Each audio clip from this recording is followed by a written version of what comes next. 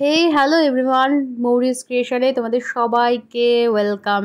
তো আজকে নিয়ে চলে এসেছি এই ভীষণ গরমে একটা দারুণ সিম্পল টেস্টি রেসিপি। হ্যাঁ, সিম্পল কিন্তু টেস্টি রেসিপি। তো এইরকম একটা রেসিপি যদি থাকে দুপুরে খাবারের সাথে, তাহলে খাবারটা কিন্তু জমে যায়। তো কিভাবে বানাচ্ছি চলো তোমাদের সাথে শেয়ার করি। তো প্রথমে তো মটর ডাল ভিজিয়ে রেখেছিলাম আমি। মটর ডালটাকে একটু আদা বাটা আর দুটো কাঁচা লঙ্কা দিয়ে মিক্সিতে ব্লেন্ড করে নিলাম, ব্লেন্ড করে রেখে দিলাম। রেখে এবার আমি প্রেশার কুকারে দিয়ে দিচ্ছি এখানে সরু সরু লম্বা লম্বা করে কেটে রাখা আলু, সরু করে কেটে রাখা পটল, ঝিঙে, সবই এইভাবে দেখো সরু সরু করে কেটে নিয়েছি। আর এখানে দিয়ে দিচ্ছি কুমড়ো শাক, মানে একটু ডাঁটা আর অল্প একটু কুমড়ো পাতা দিয়ে সিটি মেরে নিচ্ছি। এখানে আমি দুটো সিটি মেরেছি, একটা গ্যাস বাড়িয়ে আর একটা গ্যাস কমিয়ে, মানে একদম সিম করে দুটো সিটি মেরে। এখানে যদি তোমাদের কাছে কুমড়ো পাতা মানে কুমড়ো শাক না থাকে, তোমরা কিন্তু চাইলে কুমড়োও দিতে পারো কেটে, এরকম সরু সরু লম্বা লম্বা করে। তো ওটা সিটি মেরে আমি রেখে দিলাম, হয়ে গেছে ওটা সেদ্ধ। আর এখানে ভেজে নিলাম ডালের বড়ি।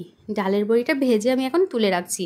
তারপর ওই ডালের বড়ি ভাজা তেলের মধ্যে দিয়ে দিলাম 5 ফোড়ন আর একটা কাঁচা লঙ্কা, তোমরা চাইলে শুকনো লঙ্কাও দিতে পারো। আর হ্যাঁ, এখানে আর দেবে একটু আদা বাটা। আদা বাটাটা আমি দিয়েছিলাম, কিন্তু ওটা আমার ভিডিও রেকর্ড করা হয়নি, মিস করে গেছি। তো তোমরা এখানে দেবে 1 চামচ ছোটো চামচের আদা বাটা। তো দিয়ে ওখানে আমি দিয়ে দিলাম 1 কফি মগ জল, নর্মাল যে প্লেন জলটা, কোনো গরম জল টল কিছু নয়। দিয়ে জলের মধ্যে দিয়ে দিলাম স্বাদ অনুযায়ী লবণ আর দিয়ে দিলাম একটু হলুদ, দিয়ে ভালো করে একটু নেড়ে চেড়ে দিলাম, মানে জাস্ট ওই জলের সাথে মিক্স করে দিয়ে এবার ঢেকে দিলাম জলটা ফোটার জন্য। কারণ আমার তো সবজিগুলো অলরেডি সেদ্ধ করে আমি নিয়েছি, যে তাড়াতাড়ি রান্নাটা হয়ে যাবে।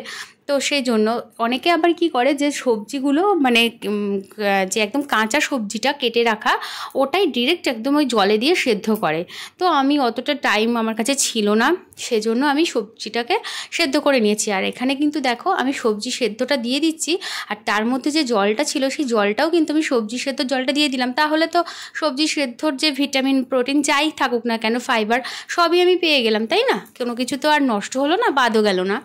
তো দিয়ে দিলাম, খুব চটজলদি হয়ে যায়। তো এবার দিয়ে দিলাম একটু ভাজা গুঁড়ো করে রাখা জিরে, মানে জিরে গুঁড়ো দিয়ে একটু নেড়ে চেড়ে নিচ্ছি। আর একটু দিলাম স্বাদ অনুযায়ী মানে মিষ্টি দিয়েছি। আর লবণটা কিন্তু যদি তোমরা দাও তাহলে প্লিজ ঝোলটা চেক করে নিয়ে দেবে, কারণ লবণ যেন বেশি না হয়, যেহেতু আগে জলের মধ্যে লবণ আমি দিয়েছি অলরেডি।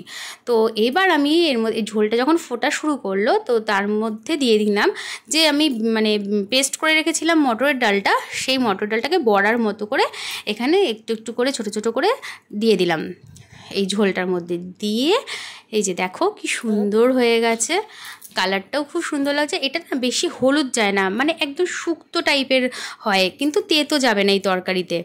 হ্যাঁ, কিন্তু দেখতে শুক্তোর মতো হবে, যে একদম হালকা হলুদ রঙ আসবে একটা। তো তারপর ওইগুলো সব সেদ্ধ হয়ে গেছে, বড়াটাও হয়ে গেছে। তো দেওয়ার পর এবার ভেজে রেখে যে গুঁড়ো করে রেখেছিলাম ডালের বড়ি, সেই ডালের বড়িটাও এর মধ্যে দিয়ে দিলাম।